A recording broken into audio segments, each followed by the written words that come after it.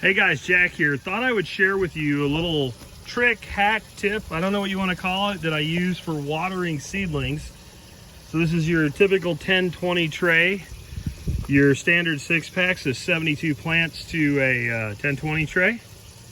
And we got a 72 cell solid tray, and we got makeshift. Doesn't really matter what you're using. Like, this is just a turkey pan roaster. Fits 2 less than the 10-20 tray does, by the way, if you use those.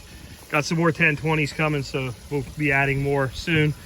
But when you water these plants like this with potting soil, this is my homemade potting soil from my compost with some perlite and biochar added. That's all it is. Compost, perlite, biochar. I have a whole video on how to make it. That's on my channel. You can find it if you just look at the channel itself under videos.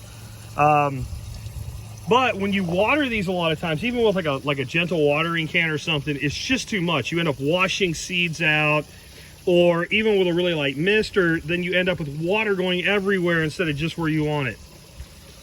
You need a precision tool that's gentle. This is a tool familiar to many chefs, right? This is, you know, adding oil or a sauce or whatever, a drizzle on a plate. It's designed, it's super cheap. You can buy like an 8-pack of them for a few bucks on Amazon. I'll put a link in the video notes for you. And it works like this. You turn it upside down and water comes out of it, but it only comes out for a little bit and then you have to squeeze it. So look when you water.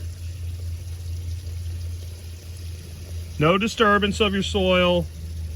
Absolute precision. I'm trying to run the camera and the bottle, so I might not be as precise as you can be, but pretty much you can give just, you know, they're small cells. You can only put so much water in them before you're just watering the tray below, right? And so, and just like about a minute a tray. And when they're this young and they're just starting to come up and all, and they can handle no drying out. You see how there's some zinnia right there just starting to show up. They really can't handle fully drying out.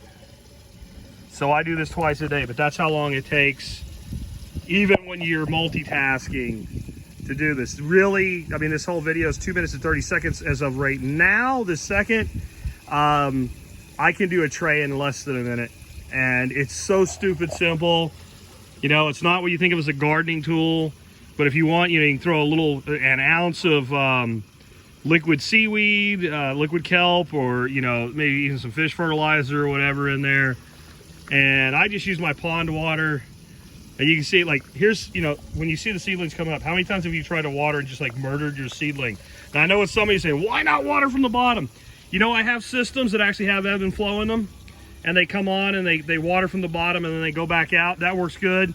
You know, you can fill up a tray maybe every 3rd day till it's got a little layer of water and let it wick up, but you still kind of need to inner water. When I've straight, like, just added water to the tray every day, what I've ended up with is too wet conditions, algae and stuff growing on the surface, retarded seedlings. I've just found, especially until they sprout for you, watering from the top seems to be the better way to go. And I can't think of a better tool than a simple squeeze bottle. Again, I'll put a link where you can get these on Amazon. They sell them, I think, it's either 6 or 8 packs for a few bucks.